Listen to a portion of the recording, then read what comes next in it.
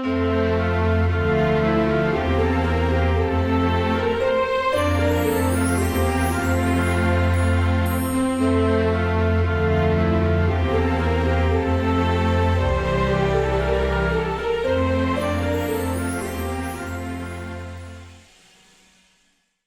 and welcome to day 3 of the 12 days of N-Scale. This is a 12-part series where I share the joy of running my N-Scale trains on a very temporary holiday layout. Today we're going to be looking at the 2 oldest diesels in my collection, and these, like the steam engine and trolley I showed you on days 1 and 2, these locomotives were a huge part of my childhood. This Chesapeake Ohio 3042 was my #1 favorite locomotive as a kid. I wish I knew how many N-Scale miles I racked up on this thing, because I feel like I probably used this diesel more than any other combined. So you can imagine how surprised I was when I took it out and it still runs. Now I will have to say, because I used it so much, my dad probably did some maintenance on this when I was younger. So it runs reasonably well as long as I keep the speed a little bit higher than some of my other trains.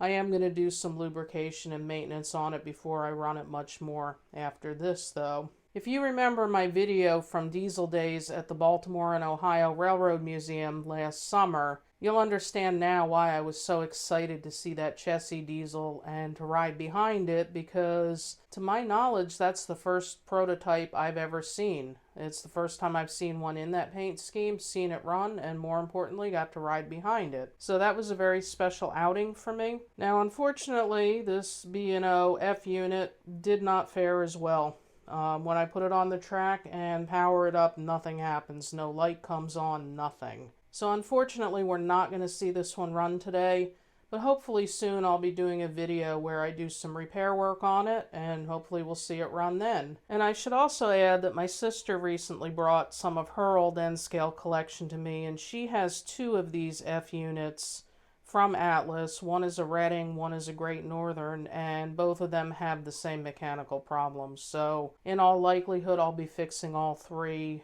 in one go. With this B&O, I actually couldn't even find any pictures or information of it online, which surprised me. Whereas this Chessie, I have found others for sale on eBay and such. You can see both of these diesels have a matching caboose. Now because these are older trains, they still have the Rapido couplers, so any new rolling stock I buy is not going to be compatible with these. I am going to be doing some coupler conversions. I haven't decided yet whether I'm going to convert everything or just make some conversion cars where you have one coupler on one side, one on another.